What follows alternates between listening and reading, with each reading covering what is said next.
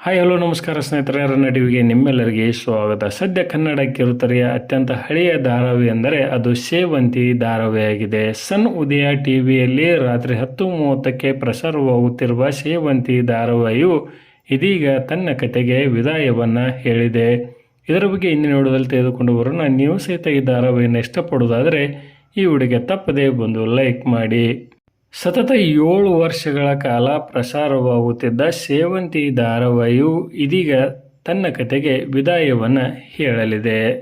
2019 February 25ರಿಂದ ಆರಂಭಗೊಂಡಿದ್ದ ಸೇವಂತಿ ಧಾರಾವಾಹಿಯು ಕನ್ನಡ ಕಿರುತೆರೆಯಲ್ಲಿ ದಾಖಲೆಯನ್ನು ಸೃಷ್ಟಿ ಮಾಡಿ ಇದೀಗ ತನ್ನ ಕತೆಗೆ ವಿದಾಯವನ್ನು ಹೇಳಲಿದೆ.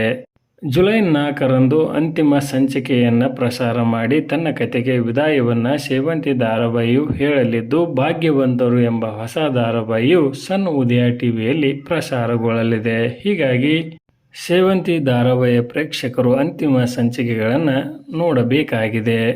ಸೇವಂತಿ ಧಾರಾವಾಹಿಯು ಕಿರುತೆರೆಯಲ್ಲಿ ಸಾಕಷ್ಟು ದಾಖಲೆಗಳನ್ನೇ ಸೃಷ್ಟಿ ಮಾಡಿದೆ. ಅತ್ಯಂತ ಹೆಚ್ಚಿನ TRP ಮತ್ತು ಅತಿ ಹೆಚ್ಚು ಸಂಚಿಕೆಗಳನ್ನು ಪೂರೈಸಿ ದಾಖಲೆಯನ್ನು ನಿರ್ಮಿಸಿಕೊಂಡಿದೆ.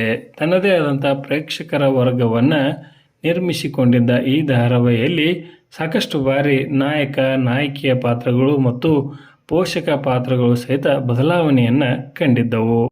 ಈ ಧಾರಾವಾಹಿಯ ಮುಕ್ತಾಯದ ಬಗ್ಗೆ ನಿಮ್ಮ ಅನಿಸಿಕೆ ಅಭಿಪ್ರಾಯವನ್ನು ತಪ್ಪದೇ ಕಮೆಂಟ್ ಬಾಕ್ಸಲ್ಲಿ ತಿಳಿಸಿ. ಧನ್ಯವಾದಗಳು. ನಮಸ್ಕಾರ.